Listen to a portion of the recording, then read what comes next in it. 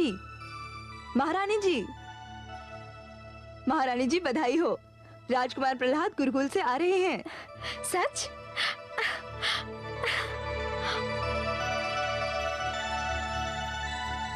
माते। पुत्र, कितने दिनों से तेरे आने की प्रतीक्षा में मैं एक एक घड़ी गिन रही थी। कैसा है तू पुत्र? मैं सकुशल हूँ माते। गुरुकुल के कठोर जीवन ने मेरे पुत्र को कितना कुम्हला दिया है।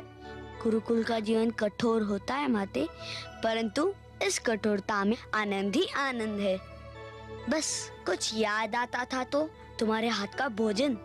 जब भी मैं भोजन करता था मेरे सामने तुम्हारा मुख आ जाता था।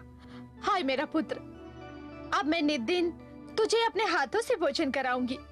पुत्र, तेरी देखभाल तो मैं स्वयं करूंगी। महारानी की जय हो।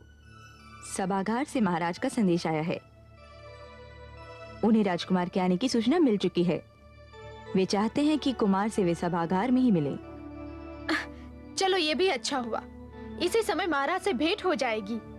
चलो पुत्र। भगवान हिरण्यकशिपु की, भगवान हिरण्यकशिपु की, भगवान हिरण्यकशिपु की, भगवान हिरण्यकशिपु की, भगवान हिरण्यकशिपु की, भगवान हिरण्यकशिपु की, भगवान हिरण्यकशिपु की, भगवान हिरण्यकशिपु की, भगवान हिरण्यकशिपु की, भगवान हिरण्यकशिपु की।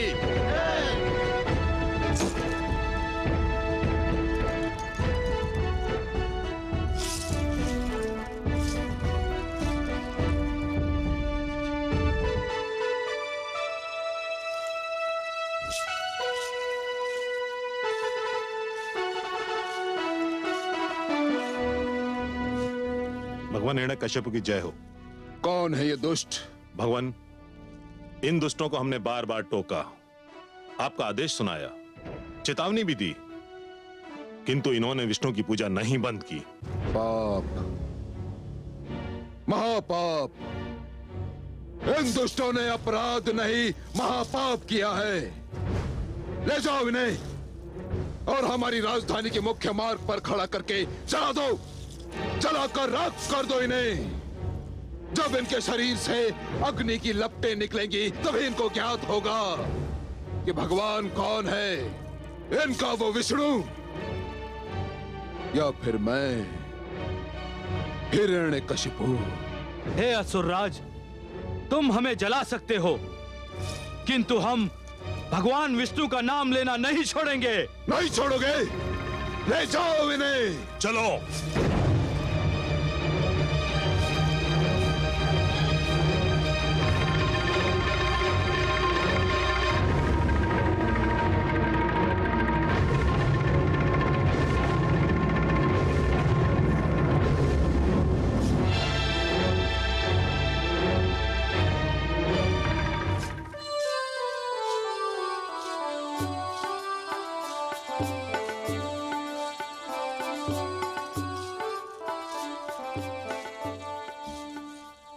पिताश्री।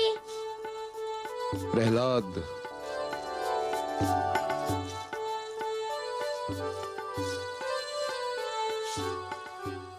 कैसा लगा तुम्हें गुरुकुल पुत्र? बहुत सुंदर पिताश्री।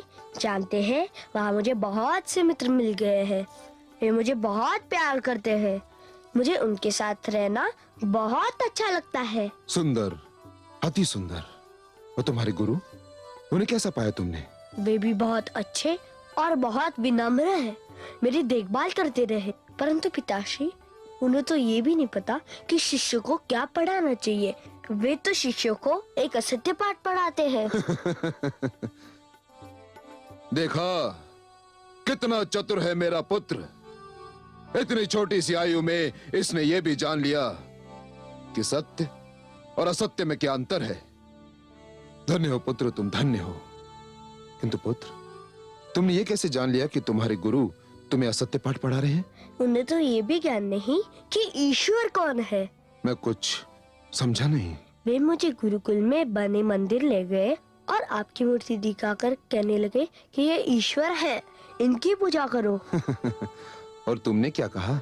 मैंने कहा कि ये मेरे पिताश्री की मूर्ति है, ये ईश्वर नहीं है, ईश्वर कोई और है।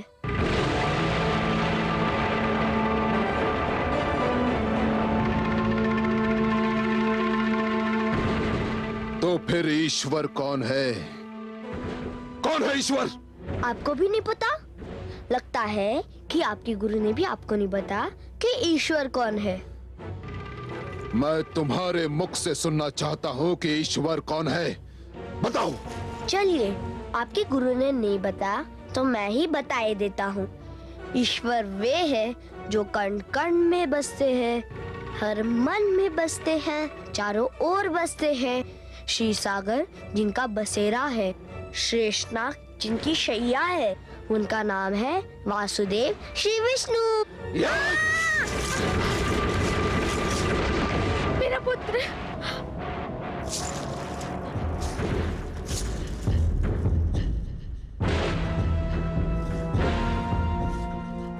किसने दी इस बालक को ये विश्व भरी शिक्षा?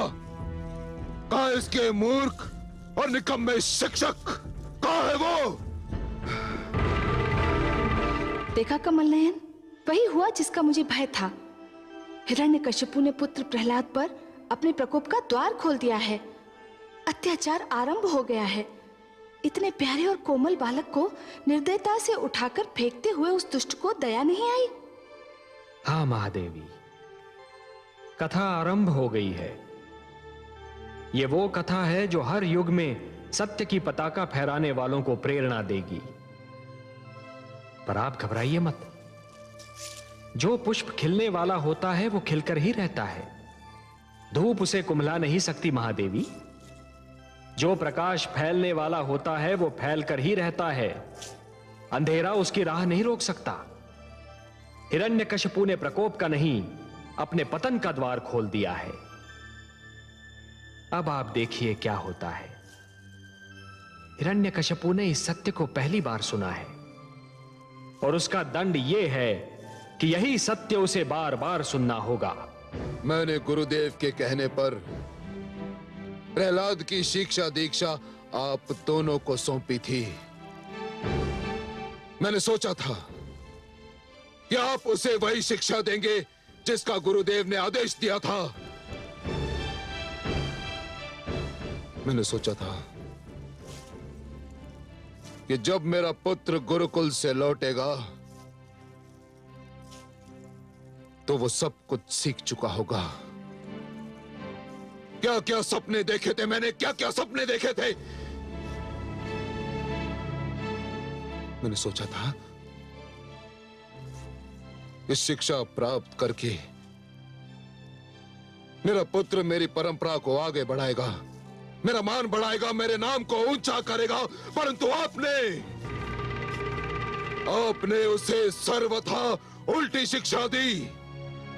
उसे वो नाम बताया जिसे सुनकर मेरे कानों में विष खुल जाता है, मेरे तन मन में आग लग जाती है, और वो नाम है विष्णु विष्णु विष्णु। भगवान, बस मैं कुछ नहीं सुनना चाहता, कुछ नहीं। ले जाइए उसे और उसके मस्तिष्क में भरे कूड़े करकट को निकाल बाहर कीजिए और उस मूर्ख को बताइए ईश्वर कौन है। कौन है ईश्वर? मैं आप दोनों को अंतिम बार क्षमा कर रहा हूं, अंतिम बार समय दे रहा हूं। उस मूर्ख का भ्रम दूर कीजिए। यदि ना किया तो आप दोनों मेरे दंड से बच नहीं पाएंगे। इससे पहले कि मेरे संयम का बांध टूट जाए। चले जाइए यहां से, चले जाइए।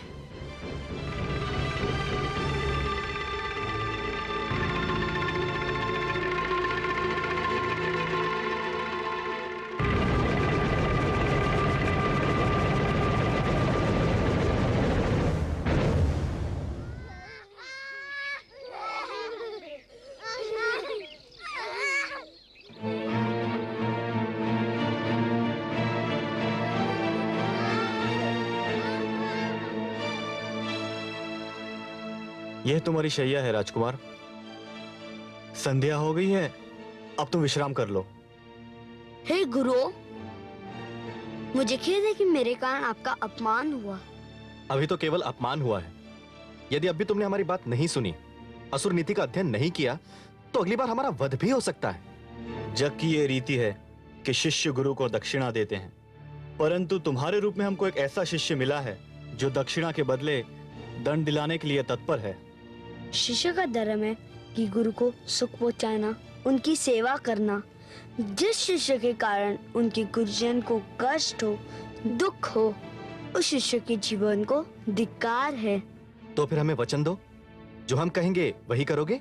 मैं ये वचन तो नहीं दे सकता, परंतु मैं ये वचन अवश्य दे सकता हूँ कि मेरे कारण आपको कभी कोई कष्ट नहीं होगा।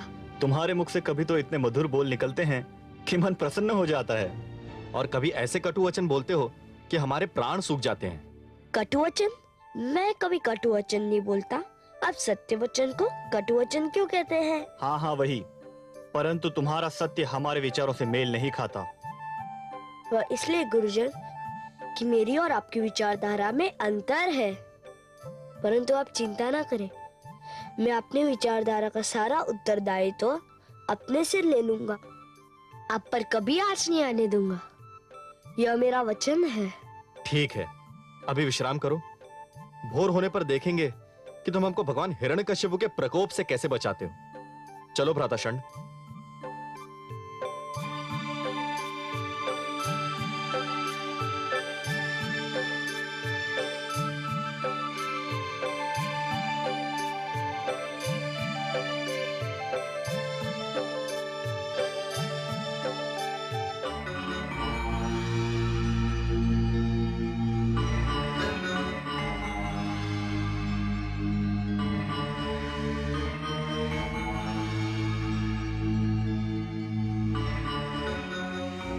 स्वामी,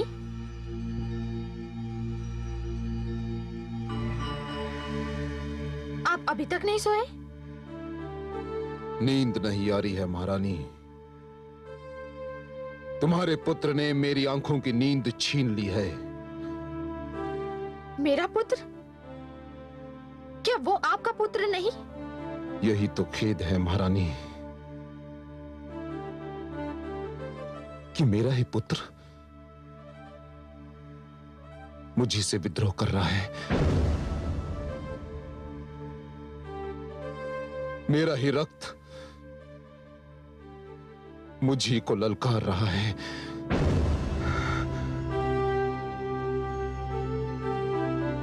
एक रात्रि वो थी जब वो यहां आने वाला था। उस रात्रि प्रसन्नता के कारण मुझे नींद नहीं आ रही थी, और एक रात्रि ये है जब उसकी बातों ने मेरे तन मन में आग लगा दी है। और आज मुझे क्रोध के कारण नींद नहीं आ रही है महारानी। आपका पुत्र अभी छोटा है स्वामी। परंतु महारानी, मैं ये सहन नहीं कर सकता कि सारा संसार मुझे ईश्वर मानता है और मेरा ही पुत्र अपने मन में विष्णु की मूर्ति बसाए बैठा है। विष्णु की मूर्ति हठ धर्मी पर तुला हुआ है वो। यह बालहट है, और बालहट का उत्तर क्रोध से देना उचित नहीं स्वामी।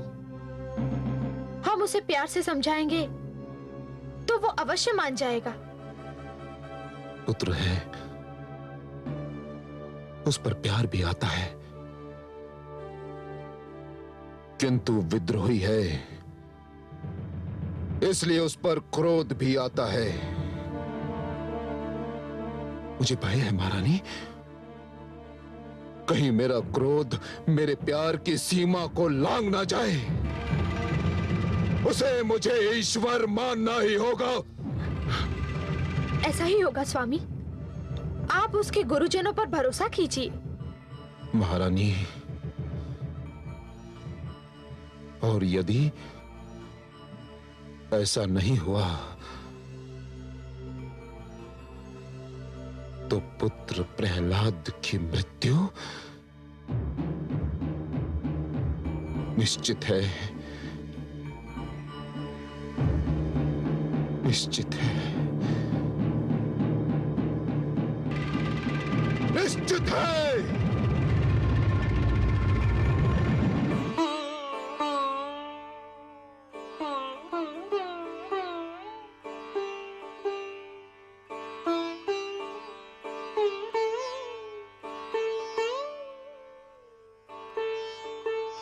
मित्र प्रहलाद, राजकुमार, क्या हो गया इन्हें? इनकी तो सांस भी नहीं चल रही है। कहीं मर तो नहीं गया हमारा मित्र? चलो गुरुजन को बताते हैं।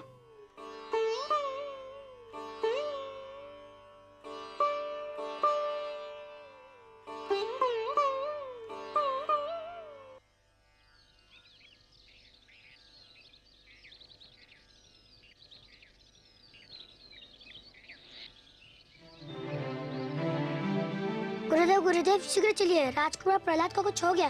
क्या हो गया है? उनकी सांस नहीं चल रही है। हाँ गुरुदेव, लगता है वे मर गए। क्या कह रहे हो? यह तो अनर्थ हो जाएगा। चलो भ्राता, चलो चलो। प्रहलाद, शिष्य प्रहलाद, राजकुमार, राजकुमार की सांस नहीं चल रही है,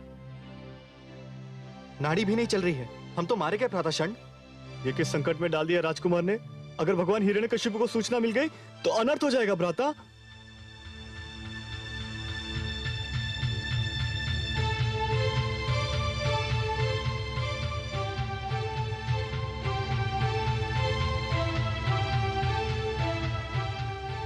क्या हुआ?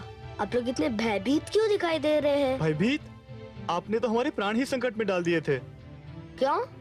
हम तो समझे थे कि आपको कुछ हो गया है। कुछ नहीं हुआ था मुझे। कुछ नहीं? परंतु यह सब क्या था?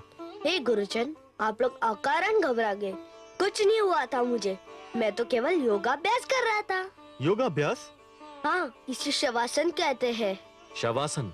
हाँ, इसे योग मुद्रा भी कहते हैं। इसमें श्वास को भीतर ही खींचकर भीतर ही रोक लिया जाता है और प्राणों को शरीर के ब्रह्मांड में अर्थात मस्तिष्क में स्थिर कर दिया जाता है। इससे शरीर और मस्तिष्क दोनों को शक्ति मिलती है। हे कमल नयन, क्षण भर के लिए तो मैं भी स्तब्ध रह गई। मुझे अचरज हो रहा था कि पुत्र प्रहलाद की जीवन लीला इतनी शीघ्र कैसे समाप्त हो गई। महादेवी, पुत्र प्रहलाद की जीवन लीला अभी तो आरंभ ही नहीं हुई है, तो वो समाप्त कैसे होगी? प्रहलाद प्राणायाम का अभ्यास कर रहा था। प्राणायाम जो योग क्रिया का एक अंश है, श्वास पर नियंत्रण पाने का गुर है। और हे देवी, श्वास जीवन का दूसरा नाम है। जो श्वास पर नियंत्रण पा लेगा वो जीवन पर नियंत्रण पा लेगा। ये सब पुत्र प्रहलाद को देवर्षि ने सिखाया था। हाँ महादेवी, देवर्षि ये जानते हैं कि इस योग क्रिया का महत्व आने वाले युगों में जाकर ही जान पड़ेगा। आने वाले युगों में धरती पर जनसंख्या इतनी बढ़ जाएगी, इतने नित नए आविष्कार होंगे कि वातावरण दूषित हो जाएगा, प्राणवायु विषैली हो जाएगी और उस समय श्वास पर यह नियंत्रण मानव के लिए बहुत उपयोगी सिद्ध होगा। आप सत्य कह रहे हैं सर्वज्ञ। आने वाले युगों में योग क्रिया हर समुदाय, हर वर्ग के स्त्री पुरुषों के लिए स्वस्थ जीवन का आधार बन जाएगी। और प्रहलाद के लिए तो यह और भी आवश्यक है महादेवी, क्योंकि अब उसके जीवन में जो घटनाएं घटने वाली हैं उनमें उसकी ये योग क्रिया ही उसका साथ देगी। प्राणायाम, श्वास पर यह नियंत्रण भू जल वायु हर स्थान पर काम आता है और उसने ये नियंत्रण क्रिया स्वयं देवर्षि से सीख ली है।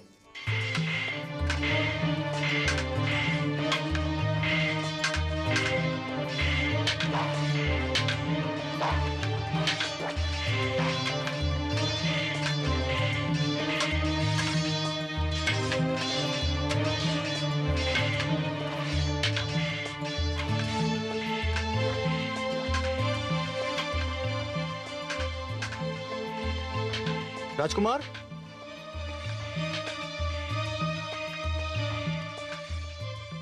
हे गुरुदेव, मैं आपसे कितनी बार विनती कर चुका हूँ कि आप मुझे शिष्य के घर बुलाया करें, राजकुमार नहीं। चलो यूं ही सही, परंतु तुम दूसरे असुर बालकों की भांति शस्त्र विद्या में रुचि क्यों नहीं लेते? हे गुरुजन, शस्त्र विद्या जितनी सीखनी आवश्यक है मैं सीख चुका हूँ। शस्त्र विद्या के नाम पर ये बालक जो कुछ सीख रहे हैं वह मन को हिंसा की ओर खींचता है, और मुझे हिंसा में कोई रुचि नहीं। परंतु शिष्य जिनके हाथों में शस्त्र होते हैं वही तो वीर कहलाते हैं। शस्त्र उनके हाथों में होते हैं जिनके मन में भय का वास होता है। जिनके मन में भय नहीं होता उनके हाथों को शस्त्र की आवश्यकता नहीं होती। तुम तो विचित्र नीति बता रहे हो शिष्य। शस्त्र तो शक्ति का प्रतीक होता है। हे आदरणीय गुरुदेव, मूर्ख शस्त्र को अपनी शक्ति समझता है और बुद्धिमान अपनी भीतरी शक्ति को अपना शस्त्र समझता है। बुद्धि की शक्ति को कोई नहीं हरा सकता।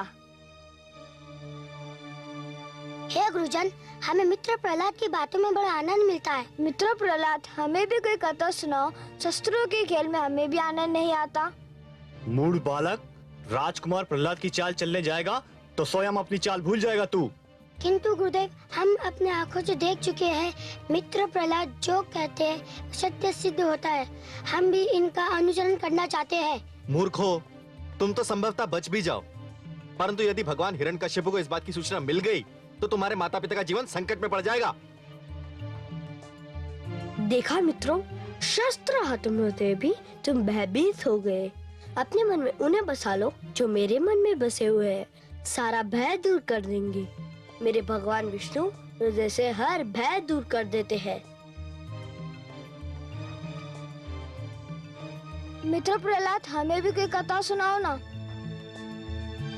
भ्राता अमर्क, क्या हम इस बालक को शिक्षा दे सकते हैं?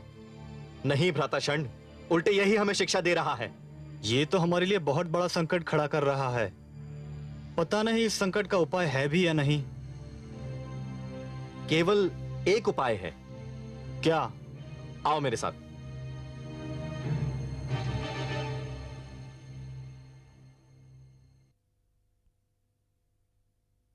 महारानी की जय हो। गुरुकुल से गुरु षंड और गुरु अमर्क आए हैं और आपसे मिलना चाहते हैं।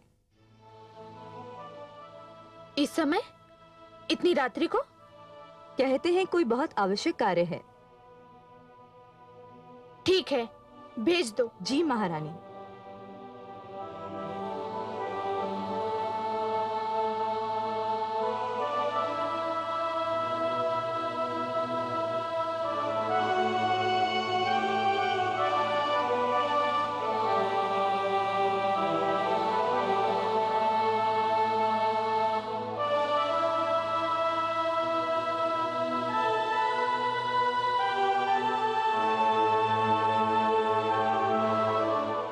प्रणाम राजमाता। प्रणाम गुरुजन। सब कुशल तो है ना? कुशल होता तो इतनी रात्रि को आपको कष्ट देने का साहस नहीं करते राजमाता। क्या बात है? राजकुमार प्रहलाद को असुर नीति, असुर संस्कृति, असुर विद्या किसी में कोई रुचि नहीं है। मैं स्वयं बहुत चिंतित हूँ। गुरुजन, आप उसे थोड़ा और समझाने का प्रयास कीजिए। हम तो समझा समझा कर हार चुके हैं राजमाता, परंतु राजकुमार ने जो अपने मन में मान लिया है उसके अतिरिक्त वे कुछ और मानने को तैयार ही नहीं। राजमाता, हमें भय है कि भगवान हिरण्यकश्यप ने राजकुमार प्रहलाद की बातें सुन ली तो वे समझेंगे कि हमने उन्हें यह शिक्षा दी है, जबकि इसमें हमारा कोई दोष नहीं है। यही नहीं राजमाता, हमें भय है एक नया संकट भी खड़ा होने वाला है। हाँ राजमाता, राजकुमार प्रहलाद विष्णु को अपना ईश्वर मानते हैं और उनकी देखा देखी बाकी विद्यार्थियों पर भी रंग चढ़ने लगा है। हमारे असुर शिष्य भी असुर धर्म से दूर होते जा रहे हैं राजमाता। समस्त विद्यार्थी उनके रंग में रंगते जा रहे हैं। भगवान हिरण्यकश्यप को सूचना मिल गई तो अनर्थ हो जाएगा राजमाता। समझ में नहीं आता, क्या करूं? हे राजमाता, राजकुमार आपसे बहुत प्रेम करते हैं। आप चलकर उन्हें समझाएं। हमें विश्वास है कि वे आपकी अवश्य सुनेंगे। हम यही विनती लेकर आपके पास में आए थे। आप कहते हैं तो मैं आपके साथ अवश्य चलती हूँ। उसे सीधी राह पर लाने का प्रयास करती हूँ। धन्य है राजमाता।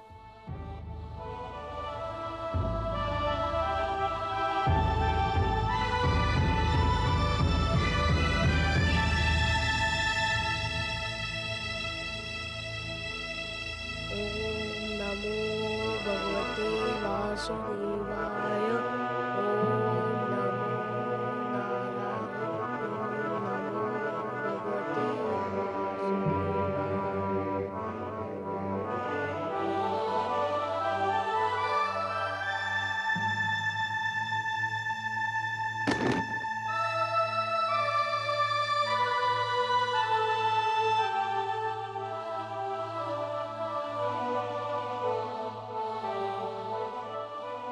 पुत्र प्रहलाद,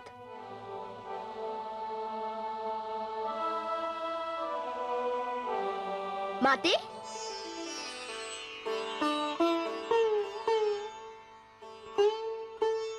माते, आपको देखकर मेरा मन प्रसन्न हो गया। परंतु आपको कष्ट करने की क्या आवश्यकता थी? मुझे बुला लिया होता।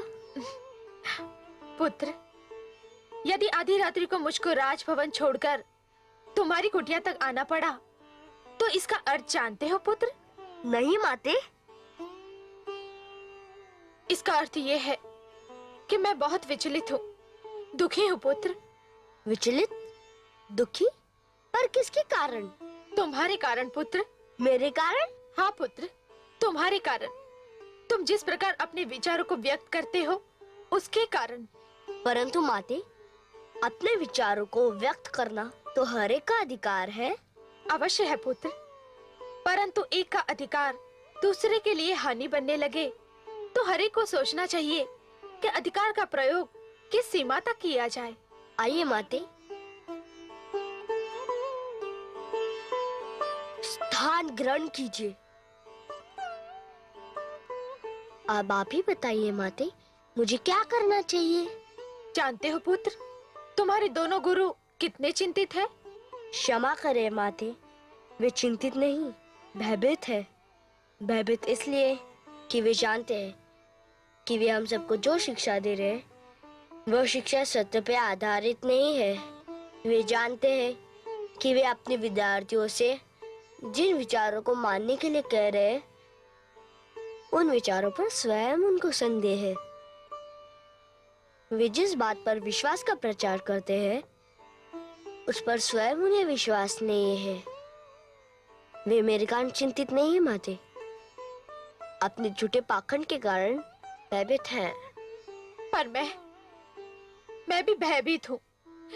जिस दिन से तूने महाराज को रुष्ट किया है मेरी तो रातों की नींद उड़ गई है। हर पल यही भय रहता है कि तेरा क्या होगा, और यदि तुझे कुछ हो गया तो मैं क्या करूंगी? भय को मन से निकाल दीजिए। जब आप नहीं जानती कि आपका क्या होगा, मैं भी नहीं जानता कि मेरा क्या होगा, तो फिर इसके लिए सोचना क्या? सब भगवान पर क्यों ना छोड़ दिया जाए? क्योंकि होगा तो वही जो ईश्वर चाहेगा। क्या होगा, क्या होने वाला है, ये भी केवल वही जानता है। फिर हम क्यों चिंता करें? जितनी सरलता से तू चिंता से मुक्त हो सकता है मैं कैसे हो सकती हूँ? मेरे लिए तो एक और मेरा पति है और दूसरी ओर मेरा पुत्र, और उन दोनों की चिंता में फंसी मैं, एक पत्नी, एक माता, जो न इस पार जा सकती है न उस पार। मैं क्या करूं? आप भी मेरे ईश्वर पर विश्वास कीजिए, सब कुछ उसी पर छोड़ दीजिए। भय या चिंता के स्थान पर मन में यह सत्य बसा लीजिए कि यश अपयश, जीवन मरण सब ईश्वर के हाथ में है। जिसके साथ वह है उसकी ना कोई चिंता है ना भय।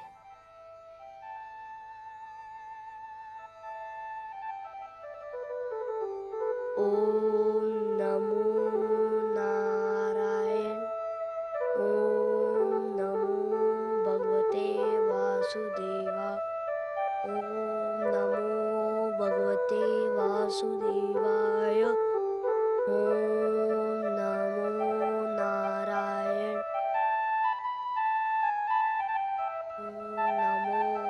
भगवते वासुदेवाय। ओम नमो नारायण। ओम नमो भगवते वासुदेवाय। ओम नमो नारायण। ओम नमो भगवते वासुदेवाय।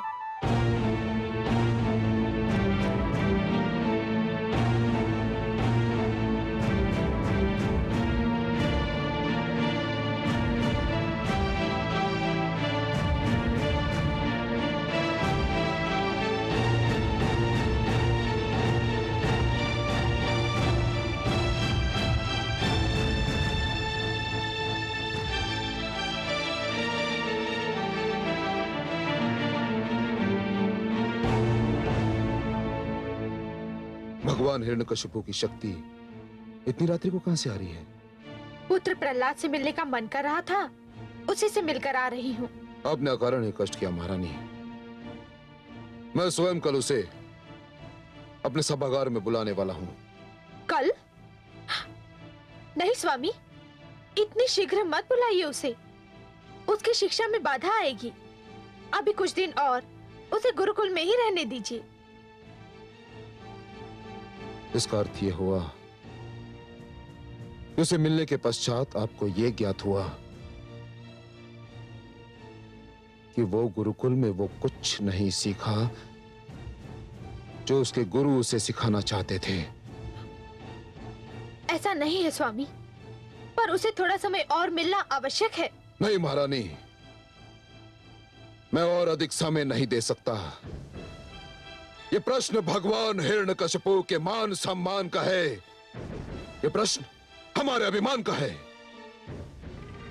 मैं कल ही सेनापति अश्वमित्र को भेजकर प्रहलाद को सभागार में बुलाने का आदेश देता हूं।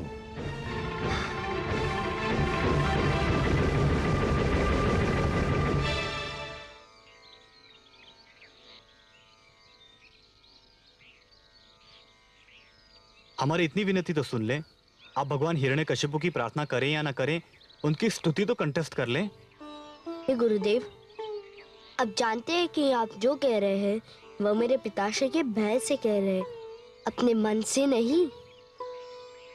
अब जानते हैं कि किसी राजा की स्तुति नहीं की जाती, केवल ईश्वर की स्तुति की जाती है, और मेरे ईश्वर नारायण है। मुझे उनकी स्तुति कंठस्थ है। मित्र, हमें भी बताओ क्या स्तुति है? सुनोगे? हाँ हाँ, अवश्य सुनेंगे। अरे अरे, यह क्या अनर्थ कर रहे हो? हम मित्र प्रहलाद से स्तुति सुनेंगे। तो सुनो, आओ मेरे साथ।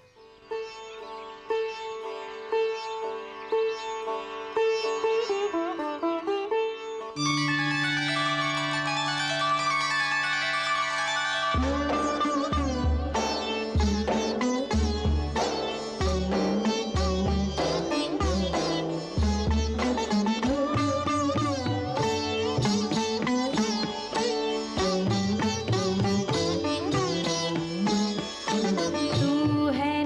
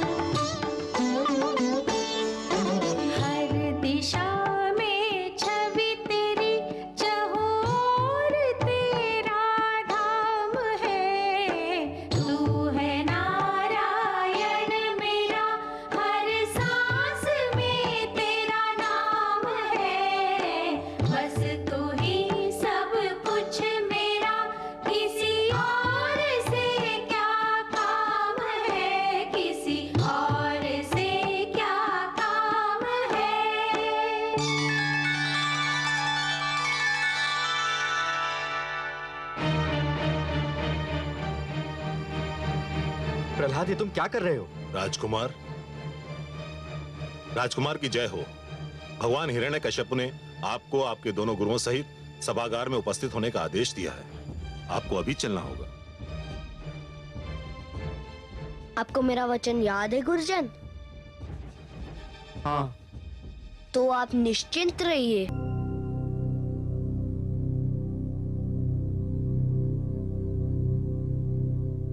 महारानी की जय हो। आपने बुलाया मुझे? हाँ चित्रा, राजकुमार प्रहलाद असुर सभागार में पधारने वाले हैं। तुम राजभवन के बाहर जाकर उनकी प्रतीक्षा करो और जैसे ही उनका रथ आए मेरा संदेशा दो कि सभागार जाने से पहले मुझसे एक बार अवश्य मिल लें। जो आ गया महारानी। देखना वह मुझसे मिले बिना सभागार न जाने पाए। महारानी के आदेश का पालन होगा।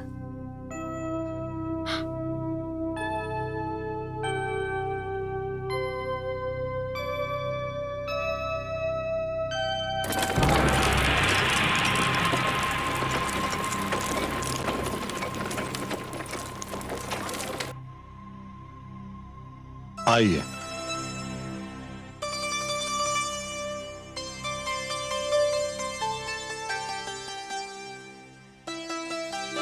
चलो सारथी। राजकुमार की जय हो। क्या बात है? राजमाता चाहती हैं कि भगवान के सभागार में जाने से पहले आप उनसे अवश्य मिल लें। गुरुजन, आप अतिथिशाला में विश्राम कीजिए। मैं माता जी से मिल के आता हूँ।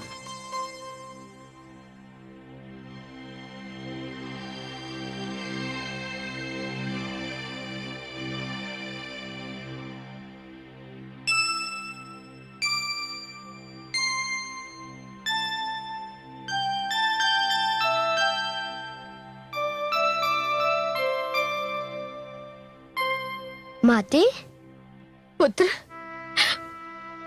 मेरा पुत्र, मेरे प्राण, मेरे नैनों की ज्योति, बस एक बार मेरी एक बात मानेगा? कहिए माते। अपने लिए ना सही, मेरे लिए, अपनी माँ के लिए, मन से ना सही, केवल मुख से एक बार अपने पिता को भगवान कह दे पुत्र। मन में तू जो मानता है वही मान, एक बार मुख से कह दे। माते, अब एक बात मैं पूछूं? क्या? यदि आप किसी के विषय में ये सुन ले कि उसके मुख पर कुछ और रहता है, मन में कुछ और, तो आप ऐसे व्यक्ति के विषय में क्या सोचेंगी? क्या आप ऐसे व्यक्ति को ढोंगी नहीं कहेंगी?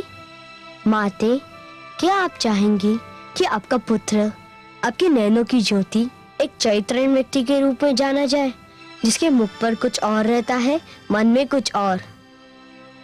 पर पुत्र, वो तुम्हारा वध कर देंगे, तुम्हें मार डालेंगे। यदि विधाता ने मेरी मृत्यु का रूप वध निर्धारित किया है और मेरी मृत्यु के लिए आज ही का दिन चुना है, तो माते, मैं मुख से कुछ भी कहूँ, मुझे आज ही मरना होगा। और यदि मुझे आज नहीं मरना है, तो मैं मुख से जो भी कहूँ, मुझे आज कोई नहीं मार सकता। माते, माँ से पुत्र को बल मिलता है। ईश्वर पर विश्वास के पश्चात आप ही का प्यार मेरी सबसे बड़ी शक्ति है। चलिए माते, पिताश्री प्रतीक्षा कर रहे होंगे।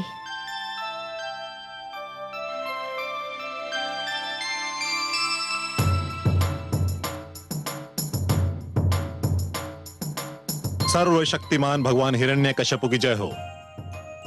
महारानी कायाधु और राजकुमार प्रहलाद उपस्थित हो रहे हैं।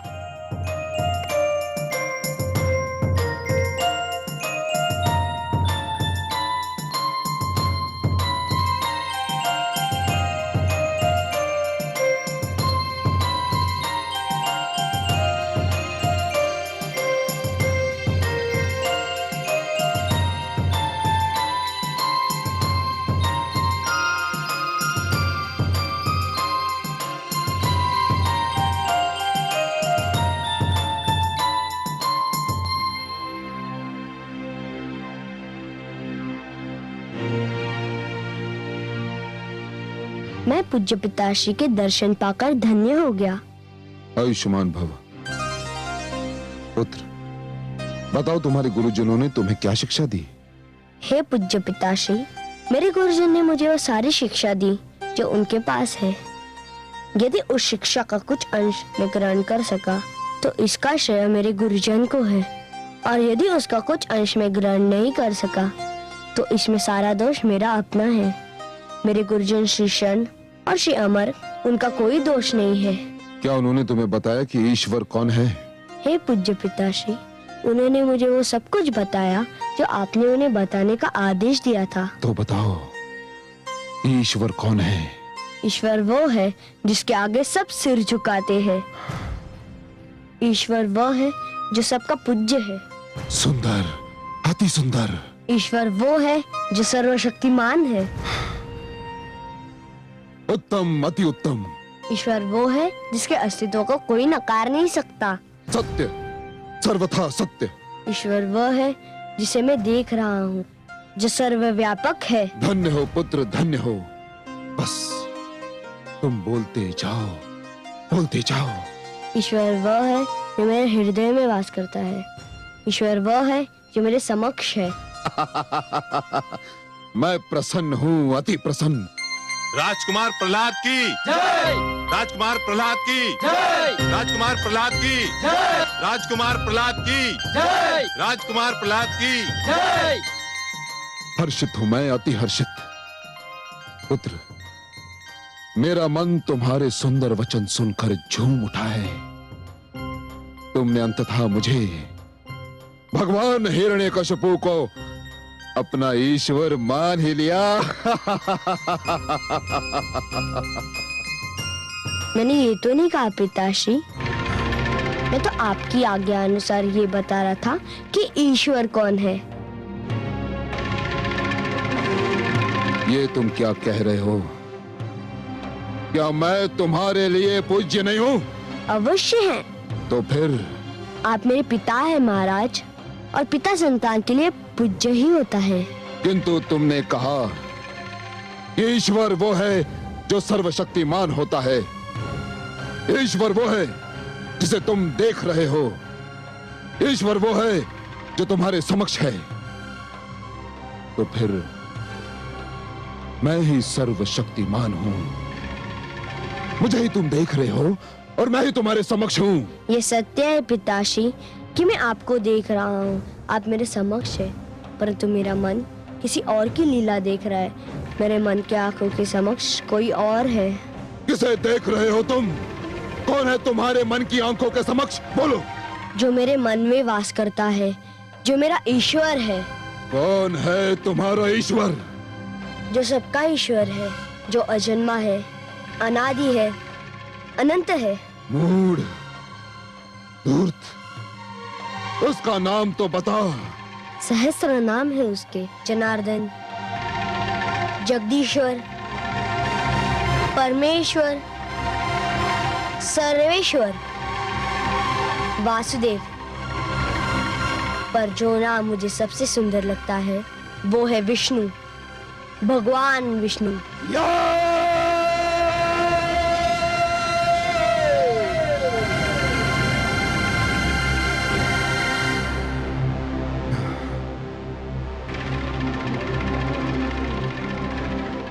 हे दुर्बुद्धि, दुर्मते, अभागे, किसने दिया तुझको ये उपदेश? किसने दिया? पिताश्री, हृदय में बसे हुए भगवान विष्णु तो जगत के उपदेशक है, परमात्मा है। उनके सिवा कौन किसी को कुछ सिखा सकता है? तो तू अपने विष्णु के सिवा किसी और को ईश्वर मानने को तैयार नहीं? हाँ नहीं पिताश्री, जिसने श्री विष्णु को ईश्वर मान लिया हो वह किसी और को ईश्वर कैसे मान सकता है? सामंतो, देखते क्या हो, बंद कर दो इस धूर्त का। नहीं महाराज, दया कीजिए इस पर, दया कीजिए। जो विष्णु को भगवान मानता हो वो किसी भी दया के योग्य नहीं है। ठीक कहा स्वर भानु ने। सामंतो, मेरे इस मूढ़ पुत्र पर खड़क के ऐसे प्रहार करो किसके शरीर के टुकड़े टुकड़े हो जाएं। प्रहार करो इस पर। नहीं महाराज, आपका पुत्र है प्रहलाद, अपने पुत्र को क्षमा कर दीजिए। ये मेरा पुत्र है?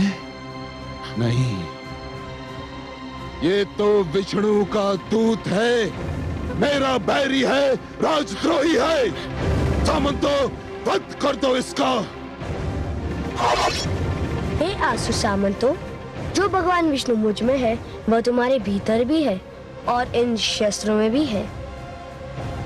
ओम नमो नारायण, ओम नमो भगवते। देखते क्या हो, वध कर दो इसका। क्या हुआ महादेवी? करुणा सागर, असुर सामंतों के इतने सारे खड्ग और बेचारे प्रहलाद का अकेला कोमल शरीर, कितना अत्याचार हो रहा है, देखा नहीं आपने? और प्रहलाद ने क्या कहा, सुना नहीं आपने? उसने तो कहा कि उन असुरों के भीतर भी मैं हूं। जब वो भयभीत नहीं है तो आप भयभीत क्यों हैं? तनिक इस अनुपम दृश्य को देखिए तो सही। ओम नमो नारायण, ओम नमो भगवते वासुदेवाय। प्रहार करो इस पे, प्रहार करो। ओम नमो भगवते वासुदेवाय। ओम नमो नारायण, ओम नमो भगवते वासुदेवाय। ओम नमो नारायण, ओम नमो भगवते वासुदेवाय। ओम नमो नारायण, ओम नमो भगवते भैरव, वासुदेवाय। क्या हो गया तुम्हारे शस्त्रों को? क्या इनकी धार पलट गई? अब खड़े खड़े मेरा मुंह क्या देख रहे हो? समाप्त कर दो मेरे बैरी को, समाप्त कर दो इसे। नहीं, रुक जाइए सामंतगढ़। आपने एक बार प्रयास करके देख लिया, कुछ नहीं बिगाड़ सके मेरे पुत्र का। अब मैं तुम्हें दोबारा प्रयास नहीं करने दूंगी। महारानी, हट जाइए बीच से। मेरे और मेरे शत्रु के बीच आने का किसी को अधिकार नहीं, फिर चाहे वो मेरी पत्नी क्यों ना हो। महाराज, मैं आपकी पत्नी अवश्य हूँ, परंतु मैं प्रहलाद की माँ भी हूँ। एक माँ को अपने पुत्र की रक्षा करने का पूरा अधिकार है। मैं भी पिता हूँ इसका, मैंने भी प्रेम किया था इससे, किंतु इस धूर्त ने विष्णु को अपना ईश्वर मानकर मेरे प्रेम को घृणा और क्रोध में बदल दिया। मैं इसे कदापि क्षमा नहीं कर सकता, कदापि नहीं। आप हट जाइए बीच से। आप क्षमा नहीं कर सकते क्योंकि आप पिता है इसके। मैं इसका वध नहीं देख सकती क्योंकि मैं माँ हूँ इसकी। मैंने इसे अपने गर्भ में पाला है। इसके जन्म पर प्रसव पीड़ा सही है मैंने। अपने रक्त को दूध में बदलकर इसका पेट भरा है। मैं इसकी पीड़ा पर तड़पी हूँ, इसके रोने पर रोई हूँ, इसके साथ रात रात भर जागी हूँ। आपने ये कुछ नहीं सहा महाराज, कुछ नहीं किया आपने। भला एक पिता भीतर की पीड़ा को कैसे समझ सकता है? महारानी, तो फिर आज आपको अपने पति और पुत्र में से किसी एक को चुनना होगा, किसी एक को। ऐसा मत कहिए महाराज, इतनी कड़ी परीक्षा मत लीजिए मेरी। तो फिर हट जाइए बीच से, हट जाइए। मैं तो ये भी नहीं कर सकती क्योंकि आप मेरे सुहाग हैं और प्रहलाद मेरा रक्त। मैं किसी को भी नहीं छोड़ सकती, परंतु हाँ, इतना अवश्य कह सकती हूँ कि मेरे पति की आज्ञा का पालन करो और कर दो मेरे पुत्र का वध। किंतु उससे पहले मेरे तन के टुकड़े टुकड़े कर दो मेरे तन के टुकड़े।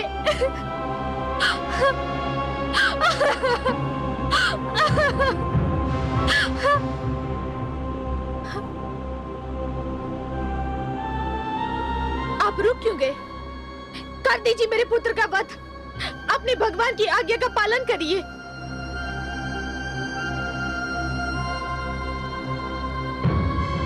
जाने दीजिए भगवान, छोड़ दीजिए। नास्तिक प्रहलाद के साथ अपनी प्राण प्रिय महारानी से भी हाथ धो लेना बुद्धिमत्ता नहीं है। जीवन मृत्यु के प्रवेश के लिए अनेक द्वार रखता है। मृत्यु किसी भी द्वार से प्रवेश कर सकती है। अपनी सेवा का कुछ अवसर मुझ तुच्छ सेवक को भी दीजिए। इस समय प्रहलाद को छोड़ ही दीजिए। पर ये दुर्मति मेरे राज्य में नहीं रह सकता। कैसे रह सकता है? विष्णु के दूत और भगवान हिरण्यकशिपु के पुजारी एक ही चार दीवारी में कदापि नहीं रह सकते। सामंतो, मेरे इस अभागे पुत्र को राज्य की सीमा से बाहर खदेड़ दो और घोषणा कर दो कि जो भी इसे जल देगा उसे जल प्राप्ति के सारे साधनों से वंचित कर दिया जाएगा। जो भी इसे अन्न देगा उसके अन्न भंडार फूंक दिए जाएंगे और जो भी इस बालक को अपनी छत के नीचे आश्रय देगा उसके घर का विध्वंस कर दिया जाएगा। घोषणा कर दो और ले जाओ इस दुष्ट को मेरे आंखों के सामने से, ले जाओ इसे।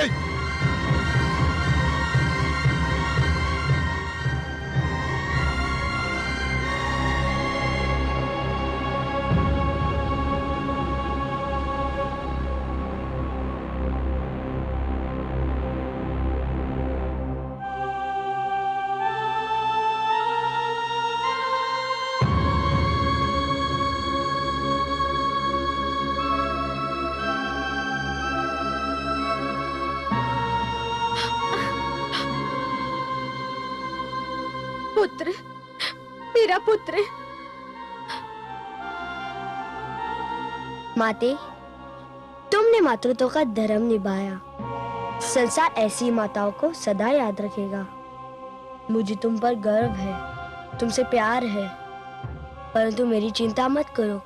मेरे साथ वही होगा जो विधाता ने मेरे भाग्य में लिख दिया है।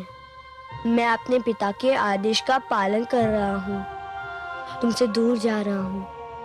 हो सकता है ये सब भी मेरे श्री विष्णु भगवान की इच्छा से हो रहा हो।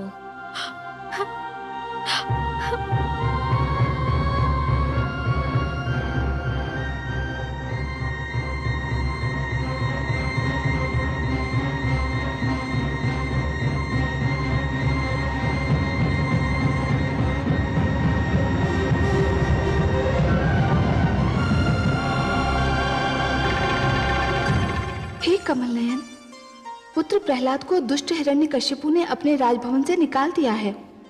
अन्न, वस्त्र और आश्रय के सारे द्वार उसने बंद कर दिए हैं। परंतु वो क्रांतिकारी है महादेवी। क्रांति करके समस्त संसार को बदलने निकला है वो। अरे महादेवी, जो क्रांति करके समस्त संसार को बदलना चाहता है उसे सबसे पहले स्वयं को बदलना पड़ता है।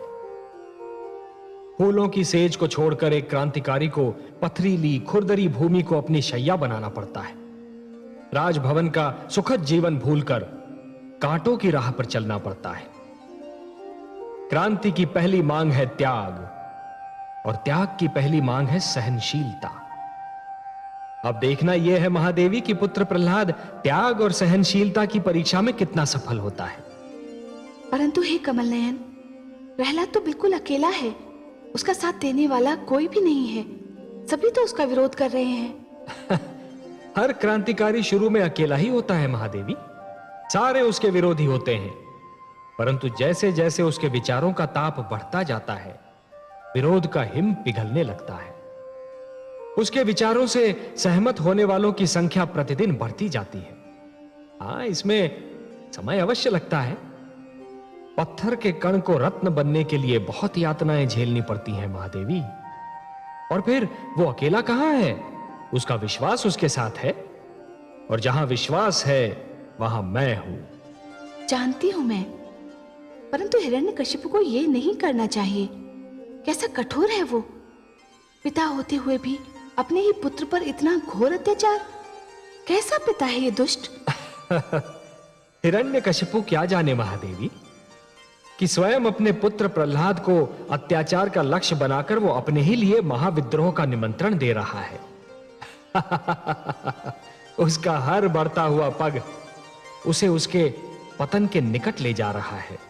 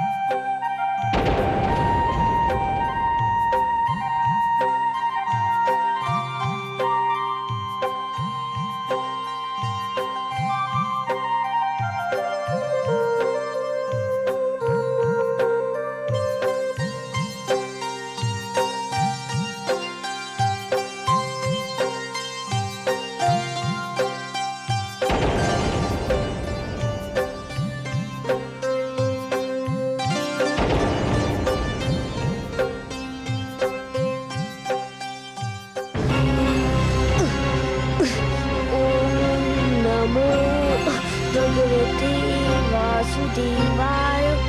ओम नमो भगवते वासुदेवाय। ओम नमो भगवते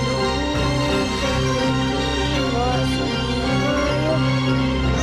ओम नमो भगवते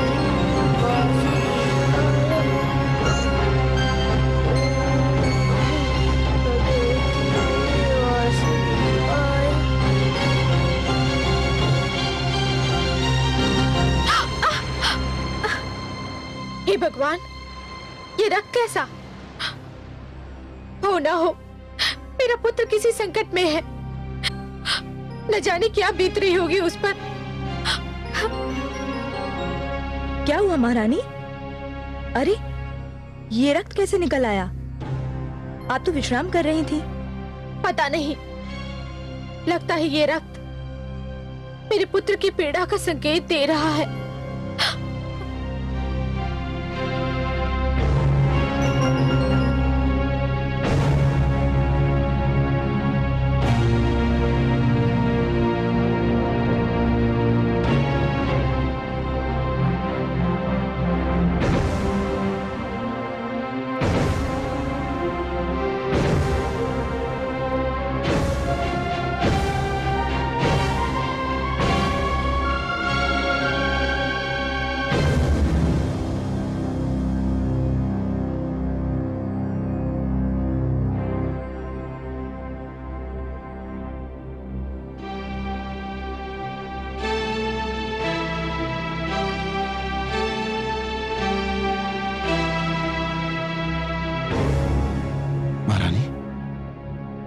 ये क्या हुआ? ये रक्त कैसा? आपको चोट कैसी लगी महारानी, बताइए। चोट मुझे नहीं लगी है स्वामी, लगता है हमारे पुत्र को चोट लगी है कहीं। पुत्र को चोट लगती है तो माता को पीड़ा होती है। नाम मत लीजिए उसका मेरे सामने, नाम मत लीजिए उसका मेरे सामने। वो मेरा पुत्र नहीं, वो मेरा बैरी है। मैं तो आपके पांव से बहते हुए रक्त को देखकर चिंतित हूं। मेरा रक्त आपको इतना चिंतित कर रहा है, पर पुत्र के शरीर से जो रक्त बह रहा होगा वह भी तो आपका रक्त है, आपका अपना रक्त। उसकी कोई चिंता नहीं है आपको? उसे क्षमा कर दीजिए स्वामी। नहीं महारानी, सब कुछ हो सकता है किंतु ये नहीं हो सकता। मैं अपने भाई के हत्यारे विष्णु और उसके भक्तों को कदापि क्षमा नहीं कर सकता, कदापि नहीं महारानी। हाँ, यदि वो अपनी भूल सुधार ले, विष्णु का नाम लेना छोड़ दे, मुझे ईश्वर मान ले, तो मेरी बाहें और मेरे मन के द्वार उसके लिए खुले हैं।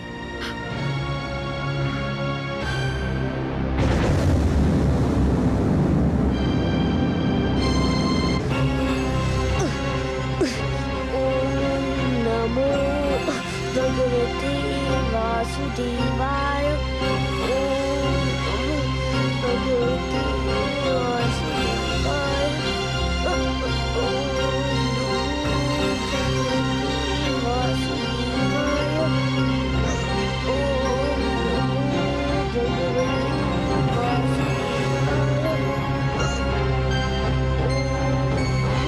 भगवते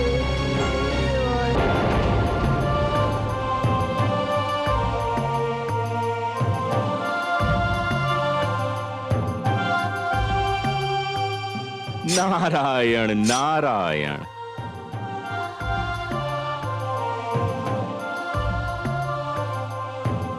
प्रणाम देवर्षि।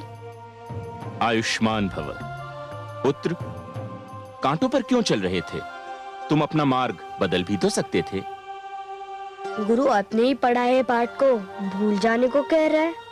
हे देवर्षि, आप ही ने तो कहा था कि विश्वास का मार्ग कभी ना छोड़ना, वासुदेव को कभी ना भूलना। परंतु पुत्र, इन कांटों ने तो तुम्हारे पांव को लहलुहान कर दिया है, तुम्हें पीड़ा हो रही होगी। शरीर नश्वर है देवर्षि, कांटा चुभेगा। तो पाँव से लहू अवश्य निकलेगा। शरीर को पीड़ा भी होगी, पर केवल शरीर को, आत्मा को नहीं। मेरी आत्मा को तो श्री विष्णु के महामंत्र ने अपनी सुरक्षा में ले लिया है। शरीर पीड़ा झेल रहा है, परंतु आत्मा आनंद विभोर हो रही है। पर अब तो मुझे कांटों के कारण जो पीड़ा हो रही थी, उसमें भी आनंद मिल रहा है।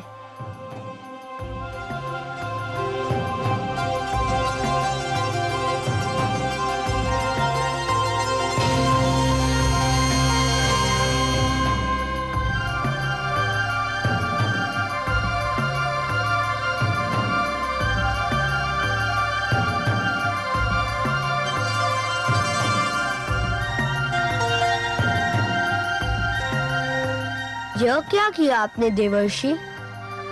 यह रक्त तो मेरा साहस बढ़ा रहा था, यह पीड़ा तो मुझे आनंद दे रही थी।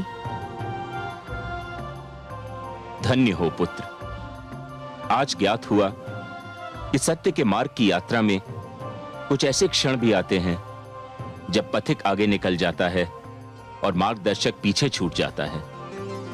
तुमने तो मुझ जैसे मार्गदर्शक को भी पीछे छोड़ दिया। मुझे केवल अकेलापन सता रहा था, आप आए तो मेरा अकेलापन दूर हो गया। मैं तो केवल एक हूं पुत्र। तुम्हारा अकेलापन दूर करने के लिए तो पूरा एक दल तैयार हो चुका है। नारायण नारायण।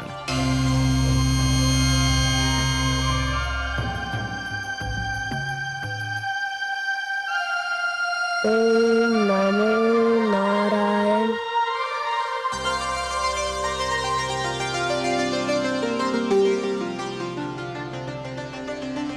शिष्यों ठहरो।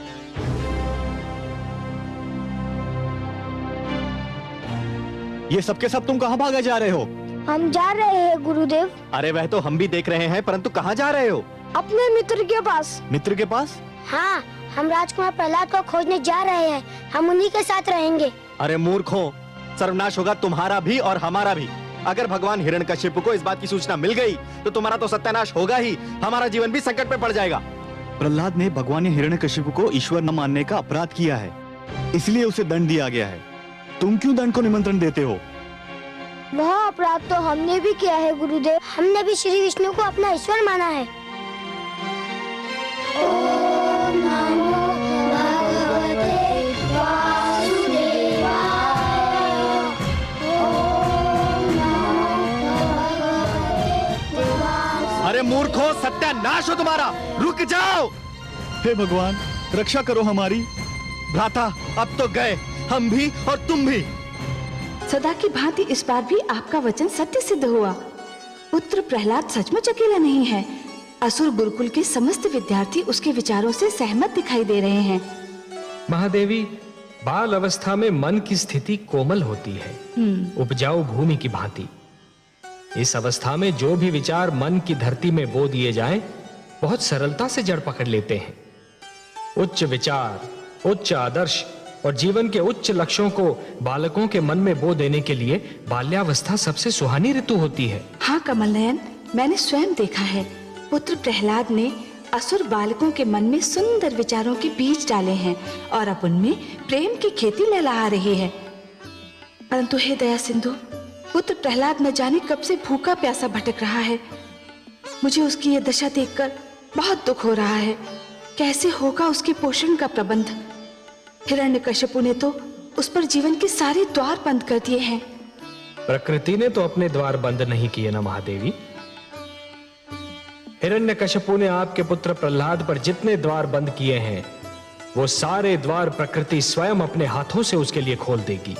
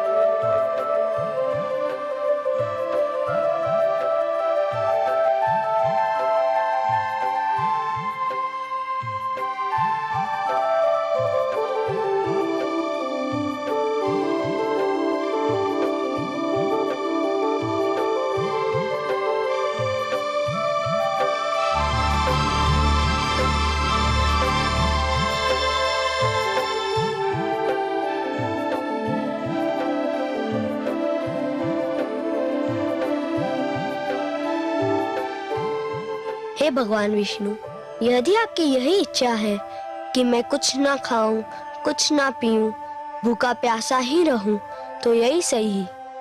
मैं आपकी इच्छा के आगे सिर झुकाता हूँ। मैं भूखा प्यासा रहकर भी आपका नाम जपता रहूंगा, आपके नाम का मंत्र पढ़ता रहूंगा। ओम नमो भगवते वासुदेवाय।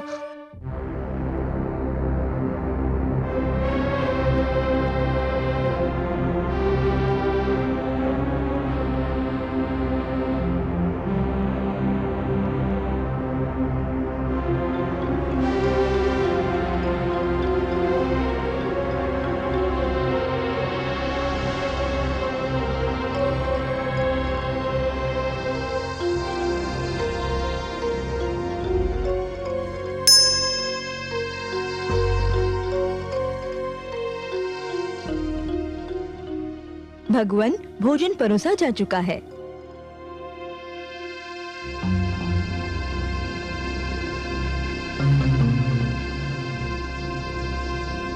आइए महारानी। नहीं महाराज, आप भोजन कर लीजिए, मुझे इच्छा नहीं है। क्यों? जब ये ध्यान आता है कि मेरा लाल भूखा प्यासा कहीं भटक रहा होगा, अन्न के एक एक दाने और जल की एक एक बूंद को तरस रहा होगा, तो ये स्वादिष्ट व्यंजन, ये भोजन मुझे विष दिखाई देता है। सोने चांदी के ये बर्तन मुझे हलाहल के प्याले लगने लगते हैं। यदि आज वो भूखा है, प्यासा है, भटक रहा है, तो उसका उत्तरदायी वो स्वयं है। उसने अपने हाथों से अपने जीवन को नर्क बना लिया है, और यदि वो अपने हठ पर अड़ा रहा तो वो इस नर्क से निकल भी नहीं पाएगा महारानी, कभी नहीं। क्यों इतनी निर्दयता पे उतर आए हैं आप? नहीं महारानी, मैं निर्दयी नहीं हूं, नहीं हूं मैं निर्दयी। यदि आज वो अपनी हार मान ले और मुझे ईश्वर मानकर मेरे चरणों में अपना शीश नवा दे, तो मैं अपने हाथों से उसके पांव तले फूल बिछा दूं, अपने हाथों से उसे सोने का कौर खिलाऊं, अपने हाथों से थपक थपक कर अपनी गोद में सुलाऊं। हाँ महारानी, यह भगवान हिरण्यकशिपु का वचन है। चलिए भोजन ग्रहण कीजिए।